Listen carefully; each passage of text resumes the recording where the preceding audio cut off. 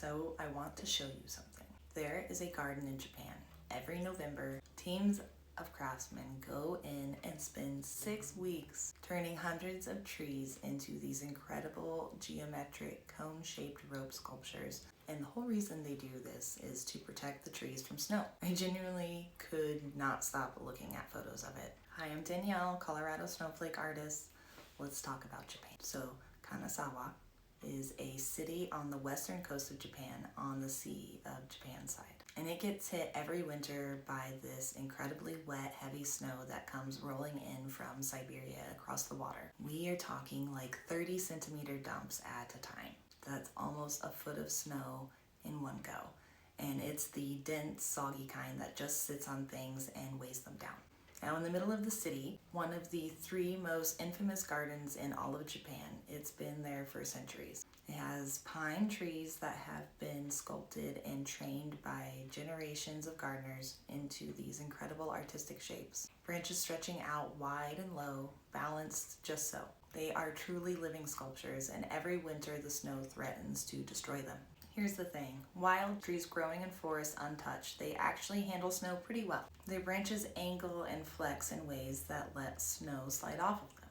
But these garden trees, they've been pruned and shaped over decades, sometimes centuries, into positions that look beautiful, but are structurally kind of vulnerable. You essentially trained a tree to hold its arms out wide, and then winter shows up and dumps a foot of wet snow on those arms. Without any help, the branches snap. So the gardeners developed Yukitsuri, and this is the part I love. They drill a tall bamboo pole into the ground right next to the tree's trunk, and it sticks way above the top of the tree. Then they tie ropes to the very tip of that pole and run them down and out to each individual branch like ribbons on a maypole. Each rope holds a branch up just enough that when the snow lands, the weight gets distributed across the whole structure instead of pulling onto one branch. One single tree can have up to 800 individual rice straw ropes. Let that number sink in for a second. 800.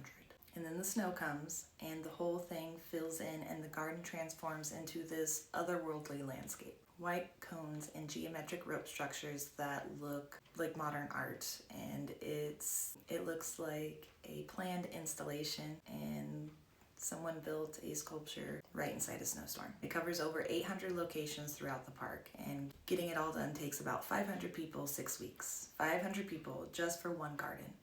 When it's done, the garden doesn't look like it's being protected from anything. It looks like it was always meant to look exactly like this. Apple orchardists in the region were using a similar rope system to keep the fruit trees' branches from snapping under heavy snow loads. Someone took a look at that and said, wait, we could do this for the garden trees too.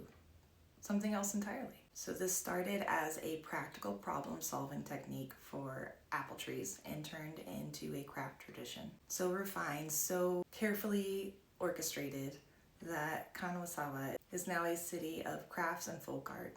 The rope tying itself is considered a skill, something you get better at, something passed down. Japanese Garden in Oregon installs Yukitsuri every winter now. Gardens in Tokyo put them up even though Tokyo barely gets any snow to need them, because at this point they're so beautiful.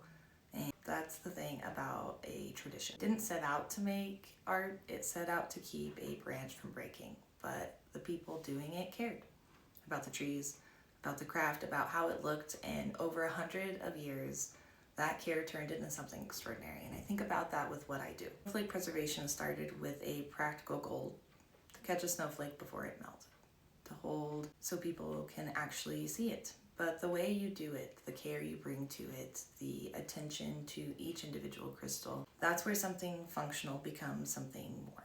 It's snow protection. It's also a love letter to a tree, and I think that is worth taking a note and paying attention to. I'm Danielle Oliver. I preserve real snowflakes here in Colorado. You can find me at PreservedSnowflakeCO or on Etsy at PreservedSnowflakeCO. I'll see you in the next one.